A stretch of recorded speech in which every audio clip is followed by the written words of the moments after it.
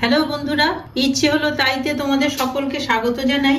আজ আমি তোমাদের অন্য ধরনের পাটিসাপটা করে দেখাবো। পাটিসাপটা তো তোমরা সবাই কম বেশি করে খেয়ে থাকো, তা চলো আমি কিভাবে করি দেখি।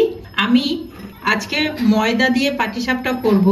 ময়দা নিয়েছি এই কাপের 2 কাপ ময়দা নিয়েছি, তার সাথে নিয়েছি 2 কাপ সুজি আর 1 কাপ গুঁড়ো দুধ আর হাফ কাপের থেকে একটু বেশি চিনি। চিনিটা কম বেশি যে যার প্রয়োজন অনুসারে করে নেবেন, কেননা স্বাদ অনুসারে যে বেশি চিনি খান বেশি দেবেন আর যারা কম খান তারা কম দেবেন। দিয়ে আর সামান্য 1 চিমটি লবণ দিয়ে আমি এই ব্যাটারটাকে গুলিয়ে নিয়েছি নর্মাল জল দিয়ে। ঘনত্বটা ঠিক এই রকম হবে, ঠিক এই রকম হবে, আর এই হাতার গায়ে এইরকম লেগে থাকবে, এইরকম ঘনত্ব হবে। আর অন্যদিকে এই ব্যাটার থেকে খানিকটা ব্যাটার নিয়ে তাতে আমি একটা বিট কেটে মিক্সিতে ব্লেন্ড করে তার থেকে রস বার করে নিয়েছি। সেই রস এখানটা করে রাখা ব্যাটারের থেকে নিয়ে গুলিয়ে রেখে দিয়েছি। আমি এমনি সিনথেটিক কালার ব্যবহার করিনি, আমি এই বিটের রস দিয়েই কালারটা করব।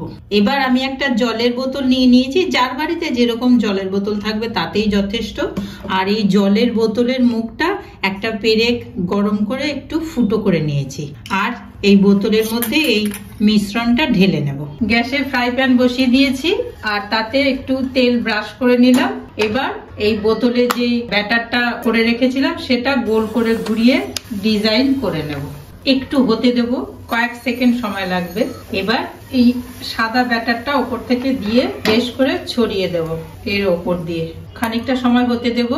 এবার আমি এই মাঝখানে পুর হিসাবে নারকেলের, আমরা চলিত ভাষায় ছাই বা ছেই যে যাই বলি না কেন, সেইটা নারকেলের পুর হিসাবে আমি দিয়ে দিচ্ছি। এর ভেতরে খোয়া ক্ষীর দিয়েও পুর দেওয়া যায়, সন্দেশ দিয়েও দেওয়া যায়, যার যেটা সুবিধা ইচ্ছে দিতেই পারেন।